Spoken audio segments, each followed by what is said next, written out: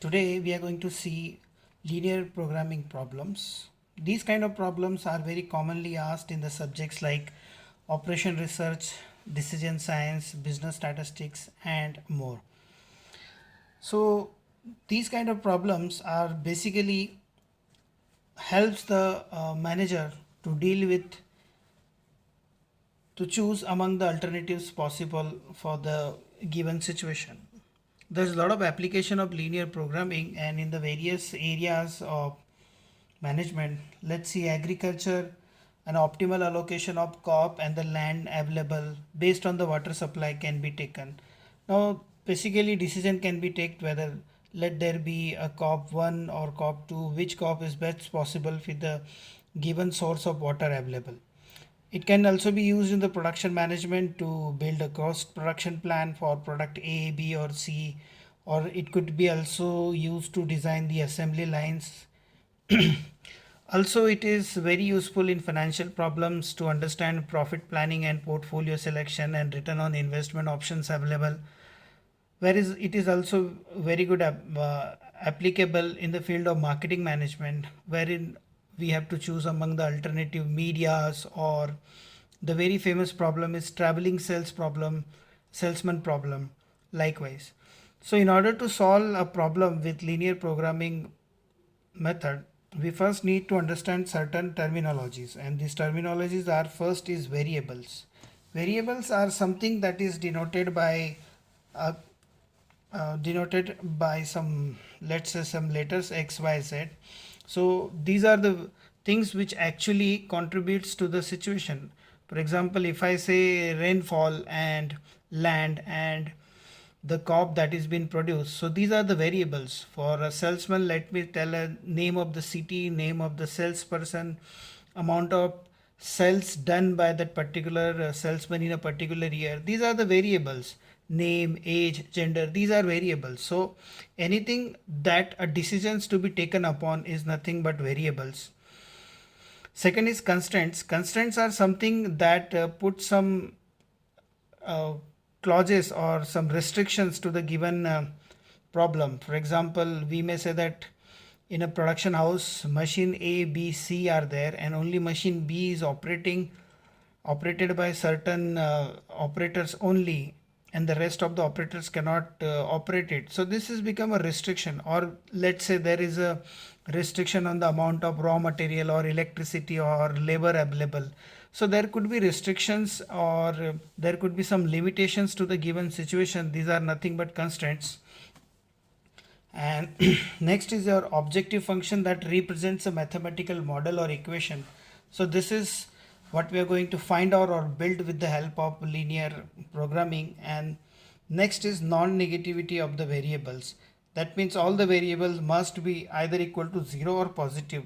No variable will be 0, because if it is 0, then there is no use of that variable basically. So now let us understand the concept of linear programming with the help of an example. We have given an example. Let me read out for this. So it says that a firm is engaging in producing two products, let's say A and B. Each of the unit of product A requires 2 kg of raw material, whereas and 4 labor hours for processing, whereas product B requires 3 kg of raw material and 3 hours of labor for some time for the same time. Every week the firm has an availability of 60 kgs of raw material and 96 labor hours are possible. One unit of product A is sold at rupees 40 and one unit of unit B is sold at rupees 30. We need to formulate LPP so that we can find out which product to be produced in what quantity to obtain the maximum profit. So now in that given problem, uh, I suggest you take a snapshot and just go through the process. If you read this, you will find, let's see, first step is to define the variables. We need to define variables. Now these are nothing but any letters that you can take. Let's see x1. For the given problem, let's say x1 is number of units produced per week of product A. Let's say x1 is a number of units product produced per week for the product A, and let's say x2 is a number of units produced per week of product B. So this is what given in the let x1 is A and x2 is B number of units produced. So the total number of units can be represented by capital Z, that is nothing but total profit. And total profit is what? Total profit is Z is nothing but something x1 plus something x2, because this is all about total profit. So let's see what is given in the second part, that a unit of product A is sold at rupees 40 and 1 unit of product B is sold at 30. So my formula for total profit will be 40 rupees of x1 and 30 rupees of x2. So this is nothing but my objective function. This we call it objective function. Objective, that means what is been asked. We have been asked that what will be the maximum profit and how many units of x1 and how many of x2 we should produce so as to get the maximum profit. So this is my objective function. If I have to read this particular formula, what it says, that how many units of x1 and how many units of x2 we should produce to get the maximum profit, that is Z max. Second, we need to talk about number of constants. Now say let's see what is the constants. This is the first thing that we need to find out, objective function. Second, we need to find out the constraints. So what are the constraints given? That is the situations which are limiting factor. If you read this, you will find that there are certain restrictions, like every week the firm has an availability of 60 kg of raw material and 96 labor hours. So this is a constraint, that no matter whether you produce product A or product B, the total number of raw material available is 60 kg and total number of labor hour available is 96 kg. So this is nothing but a restriction. So if I put this in the form of formula, for your understanding I am writing it in very simple language form first, that each unit of A requires how many? Requires 2 kg of raw material, and unit B requires 3 kg of raw material. Correct? Go through the problem. So unit A required 2 kg of raw material and unit B required 3 kg of raw material. And what is the maximum raw material that we can use is 60. So it should be less than or equal to 60. Am I right? Just understand, we are going to formulate it very soon. So we can write down this equation as 2x1 plus 3x2 less than or equal to 60. This is my new equation.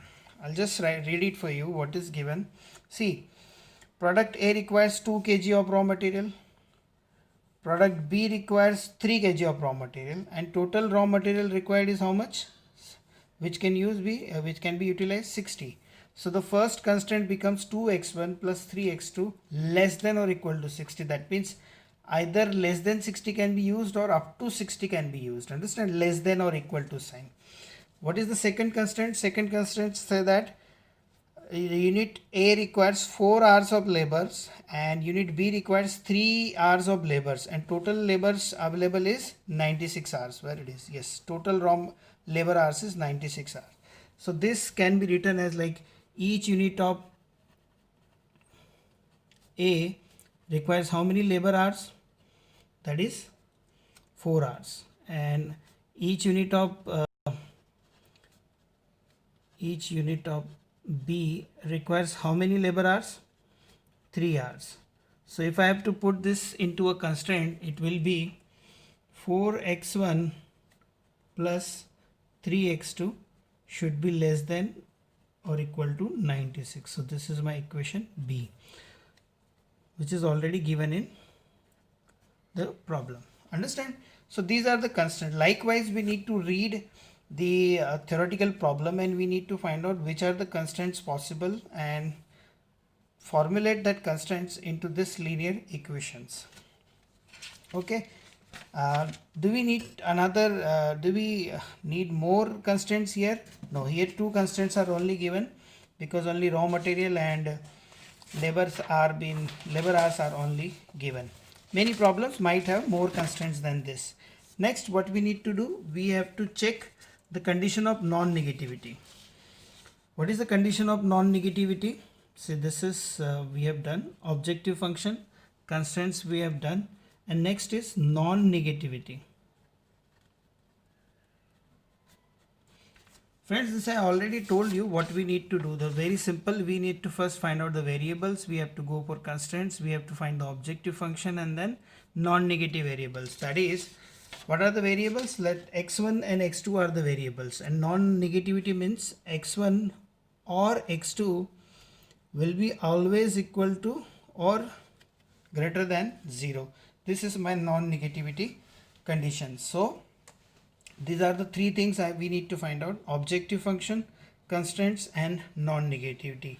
Now putting everything into a streamline, what we get is we need to write down this in a particular format so that we can conclude this particular problem. That is,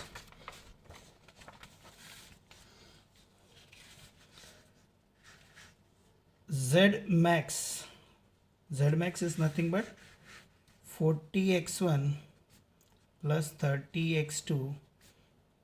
This is profit maximization.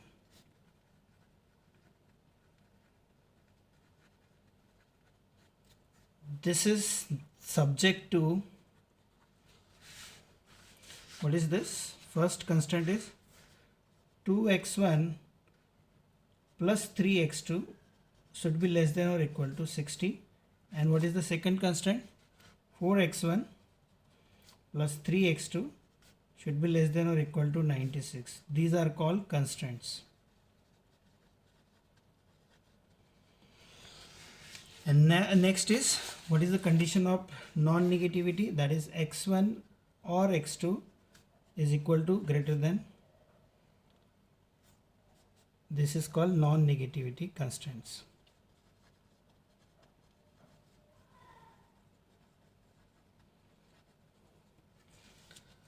Right. So this is what we are supposed to give an answer to a theoretical problem being asked. Many times this is not given in the examinations. In order to solve for further, we first need to construct this. So this is called an functions to be written on based on the theoretical problem. So in my next lecture, we are going to talk about how to solve these functions which is given with the help of graphical method or any other method. So for this, today we are going to only talk about formation of the linear programming problems. So thank you so much. Please join me for the next lecture.